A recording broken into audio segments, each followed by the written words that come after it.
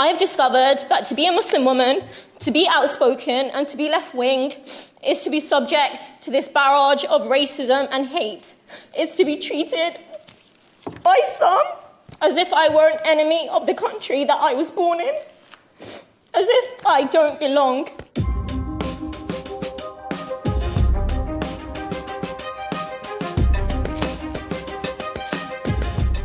Before being elected, I was nervous about being a Muslim woman in the public eye.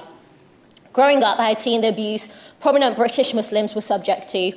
I knew I wouldn't be in for an easy ride. And today, I'd like to say that I was wrong to be worried. When young Muslim girls ask me what it's like, I'd like to say there's nothing to worry about, that they would face the same challenges as their non-Muslim friends and colleagues.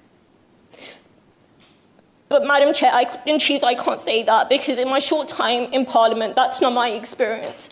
So let me read out a few examples. One person, for example, wrote to me, and I quote, "Sultana, you and your Muslim mob are a real danger to humanity." Another wrote, "I'm a cancer everywhere I go, and soon," they said, "Europe will vomit you out." A third called me a terrorist sympathizer and scum of the earth, and that's sanitized of their unparliamentary language.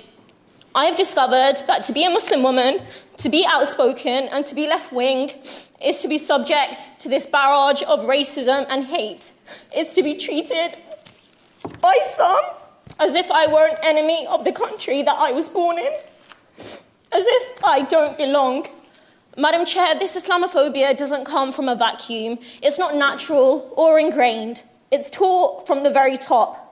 These fires are fanned by people in positions of power and privilege.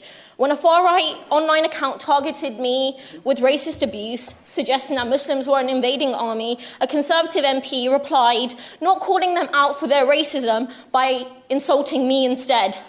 But Madam Chair, while none of this is nice, I know that the worst effects of Islamophobia and racism are not just in abusive language, it's in policies and political decisions. Islamophobia is very real in Britain today.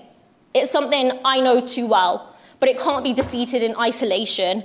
The people who are spreading this hate don't just target Muslims, they target Black people, they target Jewish people, they target Gypsy, Roma and traveller communities, they target migrants and refugees.